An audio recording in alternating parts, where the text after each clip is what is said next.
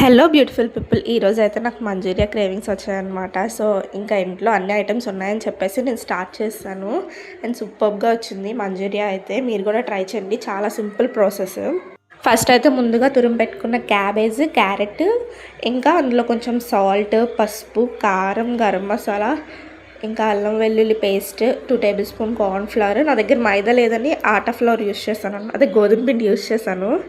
అవి బాల్స్లో అయ్యే వరకు మనం మిక్స్ చేసుకోవాలన్నమాట. అండ్ ఈ సారీ అయితే నేను మీషోలో తీసుకున్నాను, జస్ట్ 300కే. 1 ఇయర్ అవుతుంది తీసుకొని, ఇప్పటికీ యూజ్ చేస్తున్నాను. కావాలంటే లింక్ అని కమెంట్ చేయండి. ఇంకా మనం వీటిని ఒక బాల్స్లో చేసుకోవాలన్నమాట. చిన్న చిన్నవి చేసుకోండి, బెటర్ ఉడుకుతాయి. నెక్స్ట్ అయితే ప్యాన్లో ఆయిల్ వేసి బాగా హీట్ చేసేసుకొని బాల్స్ వేసేసుకోవాలన్నమాట. గోల్డ్ బ్రౌన్ కలర్ వచ్చే వరకు ఫ్రై చేసుకోండి. నేను అవి ఫ్రై అవుతుంటే మధ్యలోనే తినేస్తున్నాను. లోపలైతే సాఫ్ట్గా ఉంది, బయట అయితే క్రంచీగా ఉంది.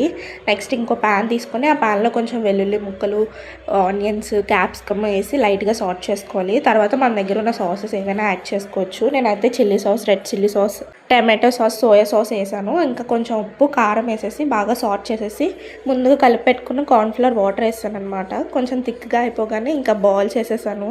లాస్ట్లో కొంచెం కొత్తిమీర, ఆనియన్స్ వేసి దించేసాను. ఇంకా మనం వెజ్ మంచూరియా రెడీ అయిపోయింది.